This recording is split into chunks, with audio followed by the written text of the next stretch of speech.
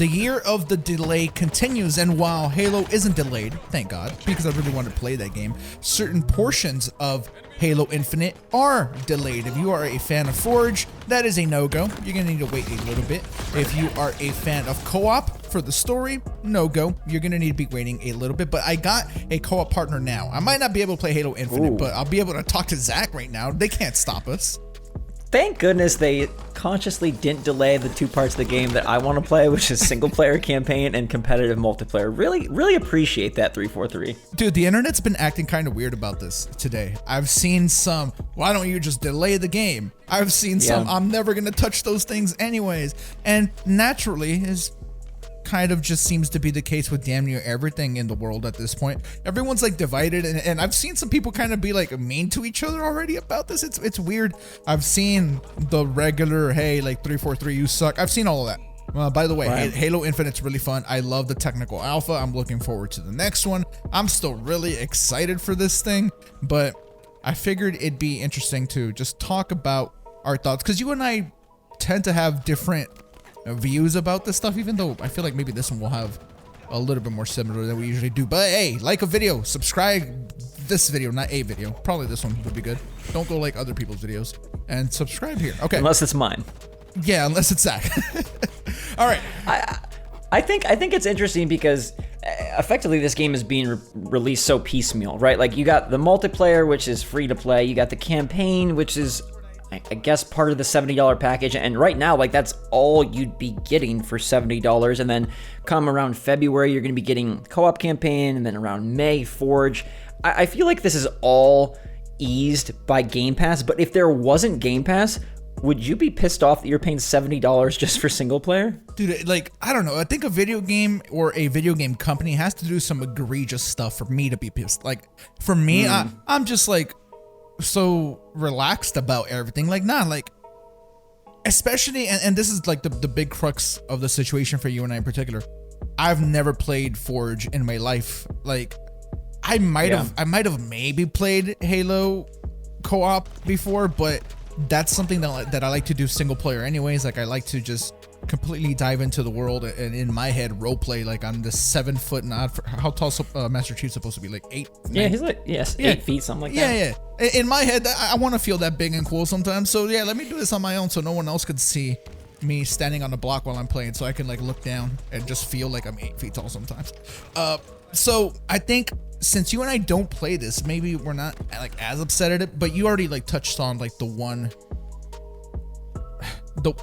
the saving grace here is Game Pass. The fact that it is free, the multiplayer is free, and if you want to play it's a $70 game, but not really. You can effectively rent it for the month for $10. Yeah, or less, less. Like, yeah, if you get a deal or a free month trial, or I feel like that just eases so much of the concern. And really, to me, this has to be an issue of Microsoft just needs this game out. They've already had a full year delay. They don't really have anything on the horizon except Forza Horizon. And I feel like if this was Nintendo, they'd just delay the whole game. But Microsoft needs at least the main chunk of Halo Infinite to drop. Especially if multiplayer is ready, there's no reason to hold back the campaign. So you're not on team, hey, you should just delay this thing? Well, you know I'm weird. I really don't like delays. They really bother me. So I was thinking about, like some of the games, like, okay, if Gotham Knights said, hey, we can release single player, but we can't release multiplayer, I would say sign me the heck up. Like, I would much rather have part of the game now than all of the game later. And I don't know if that's just my weird habits. I don't really spend hundreds of hours with the game. So like me getting to play Halo campaign is what I really want it for. And the multiplayer is going to be there. That's what I really want it for. Like if you could get the first 20 hours of Starfield this year and you had to wait till next year for the next 40, like, isn't that a tempting offer? Dude, like, and I wonder if, I know the answer and I feel like you know the answer, but let me just take the I wonder away. There is a shift that has happened to where, unless it is Nintendo and Sony to some extent, you're never buying complete games anyways. Like that's hardly a thing. Back 4 Blood, something you and I are both very excited for. We played the beta, and we have our thoughts on it, and we're not gonna get into it here.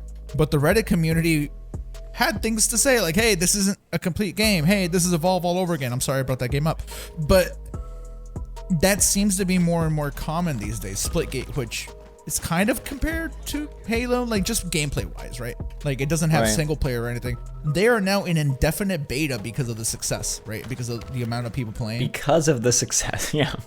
So it's such a weird era. Among Us canceled the sequel because the first one was doing so well. You're talking about Splitgate staying in beta. It feels like first of all, single player games kind of just aren't as popular, but also, yeah, games are so evolutionary. There's so much content that needs to come, and now that so many titles use like these free battle passes, it doesn't feel like it's DLC. It feels like they're just kind of, filling in the holes as they go, or they leave the holes. There's some games that you've been playing Avengers recently. That game never really felt complete or great.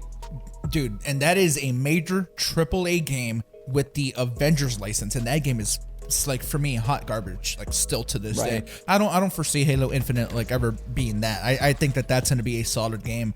I think that 343 knows that there is a lot riding on this one, whether they like it or not. Like there is, and Xbox won't say that. Phil Spencer has damn near said the opposite, where like, hey, there isn't any added pressure. Like, no company should like have their entire existence like hindered on one game.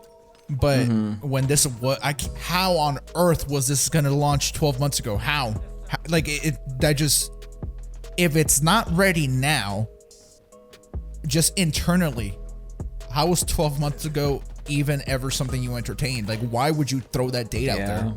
Like, that's the part that I don't get.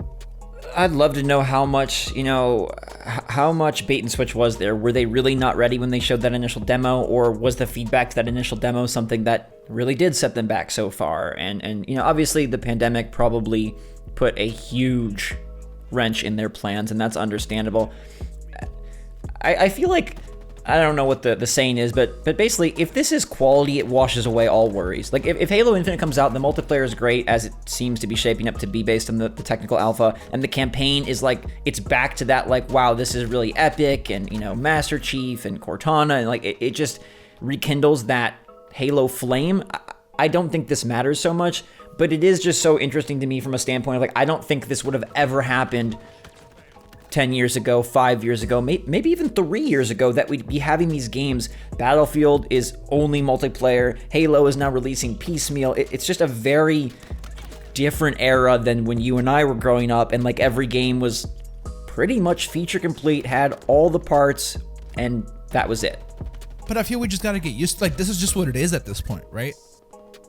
Gaming has evolved in such a way that, I don't want to blame any one game, but we could probably blame a couple of genres. We could absolutely. Yeah, we could blame Battle Royale, and we could blame Games as a Service. Yeah, Games as a Service and League of Legends. like all of these things being free, and then people dumping thousands of hours into it. So like, yeah, like Xbox with their almost no exclusives like for the year, and Halo being their big system seller, because as much as Horizon's fantastic for the people that like Horizon. Forza Horizon, by the way. Forza, yes. Like, I don't know, like that's not a huge system seller, like, for me. And I wonder if Xbox even killed the system seller for themselves, because everything's on Game Pass. If you have a PC, you don't need an Xbox. If you have like an old console, like, it'll still work. It won't like look as good, but the people that are, I want to call them less hardcore, don't even care that it's like at 60 frames, you know what I mean? Or 120 if you're on Series X. Yeah, I feel Microsoft, kind of shot themselves in the foot by being like, you don't even need our new console. Keep your old one. But that aside, I feel that this is notable because it is basically a AAA, as big as you can get game, saying we're kind of doing early access. And I don't know if maybe that's not fair to say early access, but it sort of feels that way. And like, I'm trying to think, no Sony first-party title, no Nintendo first-party title has ever released in this capacity. If this was, Rogue Legacy 2 or Enter the Gungeon 2 on Steam, and it was, we don't have all the features and all the modes, you'd be like, oh, no problem. But imagine if Splatoon 3 launched and they said, "Oh, we've got campaign but not multiplayer." I'm not buying it. No. Yeah, it has so strange. You have to flip it. It has to be, we have multiplayer, but you're not getting campaign until later. Like, you gotta flip it. Yeah, sure, but I guess just I'm saying it's very weird that it's coming from like, this isn't an indie game. This isn't a B tier game. This isn't a new company. This is Microsoft's tentpole franchise, and it's just going to release in a really weird way. I guess at the end of the day, though, they do have the campaign and they do have the multiplayer. They're just adding sort of the additional features as free updates later on down the road. No, but you just painted a really interesting picture. Let's say, and obviously it'll never happen, but let's say Nintendo said, hey, you can have Splatoon multiplayer in March, or you can wait till the fall and you'll have like multiplayer and single player. Like, it's a single player, like we're just taking longer, COVID, whatever. So would you take the Splatoon multiplayer in March and then single player later? Or would you, I you're would. just like, team, hey, like, let's just wait and get, why do you want it all at once? You can't play both things at once, guys. and this is a much bigger deal if they said, hey, campaign isn't ready at all. It's just going to be multiplayer. So I feel like it's a very unique situation where just, just such small, I know they're not small to some people, but it's not the main part of the game. I remember for years, like I'm such a fan of podcasts and like the One Up Show and all that stuff. And they would talk about like, a future where Call of Duty would release piecemeal. Like, you could buy the campaign, you could buy multiplayer, you could buy zombies. And that's never really happened. But it almost feels like Halo was doing that in a way because they have separated out the multiplayer and said, hey, this is free. And then campaign is like its own thing, sort of. And now, they're adding things later. It does feel like this is kind of that future where like a major game is being chopped up into these different pieces, released in different ways at different price points and now at different times. Halo Infinite's going to be groundbreaking one way or another. One of the strangest lead-ups to releases ever. This was supposed to release a year ago alongside the Xbox. It didn't happen. Now you're getting it piece by piece. And you're right, we have never seen something like this before. So at the very least, I'm interested to see the reception once the game is in people's hands. Let's say that they love the campaign, right? Does that soften the blow? Again, seeing 343 getting attacked already a little bit, and I would never advocate for that, especially for something that's like so minuscule to me, but it's weird. The only thing that I feel is bothersome about this is, you talk about like, I want to play something when it's at its hype and its peak, and the multiplayer is going to be there, so a lot of players are going to be on board. The cultural zeitgeist of like talking about it in forums and all that will be there. So whoa. What are some of your favorite forums in 2021? Reset era. I was gonna say, other than Reset era, like it's the only, like, what other forums are there? Twitter, the Twitter forum, the Discord forums, the Reddit forums. But anyhow, like, will players want to play co-op campaign 3 months later for everybody that's lined up, getting this game on launch day or downloading on launch day? To me, that's the only like drawback, is like it becomes a lot less exciting. You still get it, but it's just. Dude, there's less of an impact. No, it has the opposite effect, right? For me. For you? Okay. Look, because you get the big push for multiplayer, right? And by all accounts, we've played the game. Multiplayer is fun. All right. So then 3 months pass by, and then look, now you can play co-op. So then there's another peak. Think about with like Dumb Avengers, who I seriously have downloaded the game 4 times. Like I want to like it so much, but I forget how bad it is every single time. But anytime a new expansion's coming, right? This time the War for Wakanda, there was another peak. The conversation spikes back up to like, hey, this really cool thing is happening. We're not getting games as often anymore, but big pieces of games in this instance, like Halo.